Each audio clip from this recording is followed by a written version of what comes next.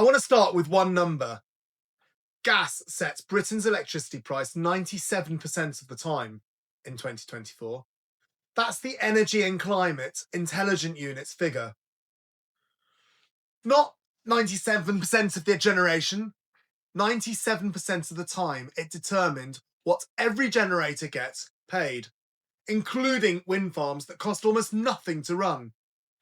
I want to explain exactly why that is, where it came from, and what it would take to change it. So, the grid has transformed.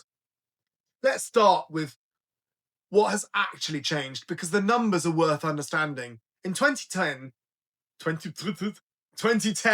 gas supplied 46% of Great Britain's electricity.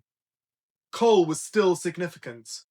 Renewables were a small fraction. By 2024, renewables exceeded 50% of UK's electricity generation for the first time in history. A record 144.7 terawatt hours, according to DESNZ. That's my dyslexia coming through. DESNZ.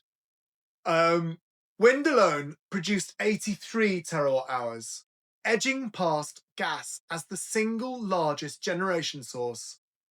Scotland ran at 90% low carbon generation and exported 19.7 terawatt hours of surplus electricity to England.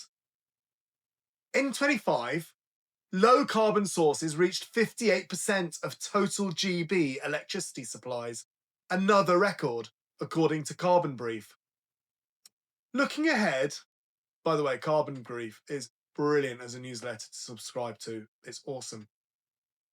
Looking ahead, gas is projected to cover just 9% of the grid by 2030, based on NESO's future energy scenario and the government's Clean Power 2030 action plan. Well worth reading, definitely. That is a real and significant transformation, and yet, for the people paying the bills, almost none of it has shown up. So, the rule from 1989. When Thatcher privatised the energy markets in the late 1980s, electricity came almost entirely from fossil fuels. The pricing system built at that moment was designed for that world. It works like this. Every 30 minutes, generators bid to supply electricity. The cheapest switch on first, renewables and nuclear, with near zero fuel costs. As demand grows, more expensive sources come on. Gas-fired stations are almost always last. Here is the critical part. Whatever the last, most expensive generator charges, that becomes the clearing price for every unit of electricity sold in that half hour. Every generator, including the wind farm that produced its electricity for effectively nothing, that is called merit order pricing. And according to the Energy and Climate Intelligence Unit, gas sets the UK electricity price 97% of the time, although I have seen that figure as low as 84% in other sources. But I chose the Energy and Climate Intelligence Unit because it's a government figure. The generation mix has transformed. The pricing rule has not moved. The 2021 proof point. The 2021 energy crisis proved this in the most public way possible. It was a low wind year. Post-COVID demand surged. Global gas prices spiked. UK electricity bills doubled and tripled for households on green tariffs. For businesses with renewable energy contracts, for everyone. The turbines kept turning. Solar panels kept generating. None of it changed what anyone paid, because the price was set by gas. That is not a market failure in the technical sense. That is the system working exactly as it was designed to. So the demand problem. Now, add a second variable. GB electricity demand has been falling since 2006. energy efficiency, behaviour change, the shift away from heavy industry. Demand hit record lows in 2023 and 2024. That trend is about to reverse. Nesso projects demand rising 30% by 2035. There are now 1.8 million EVs on UK roads. 600,000 new EVs were registered in 2025 alone. Heat pumps are replacing gas boilers. Data centres are multiplying. Sounds scary. By 2030, EVs and heat pumps alone are expected to add around 20 terawatt hours of additional annual demand. More demand, priced at the marginal cost of gas. That is the baseline we are heading towards, unless the pricing structure changes. So what would actually fix it? Well, there are three things.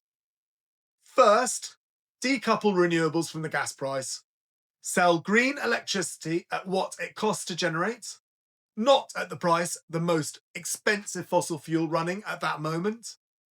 The EU introduced electricity market reforms after the 2022 energy crisis, specifically to reduce this link. Britain has not. Second, extend long-term fixed price contracts to ordinary consumers. Contracts for difference already underpin most new UK renewable investments. Generators set a guaranteed price. Consumers get stability. Large businesses can also access power purchase agreements directly with generators. Come and talk to us if you'd like to learn more about that. Households and SMEs cannot.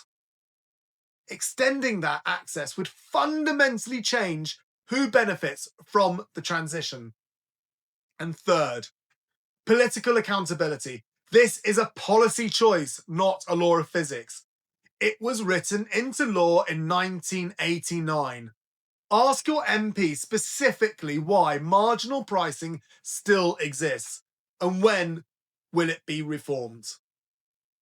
So, what it means for your business. For any organisation with significant energy spend, and for most businesses turning over more than £50 million turnover, that is increasingly material. This matters now. Your Scope 2 emissions are a function of how much electricity you use and how clean the grid is when you use it. Your ability to forecast energy costs is directly tied to a pricing mechanism that links every unit you buy to global gas price volatility. The most practical lever available right now is long-term power purchase agreements with a clean generator. A well-structured PPA locks in a price below what the gas-linked spot market is likely to deliver over the next 10 years.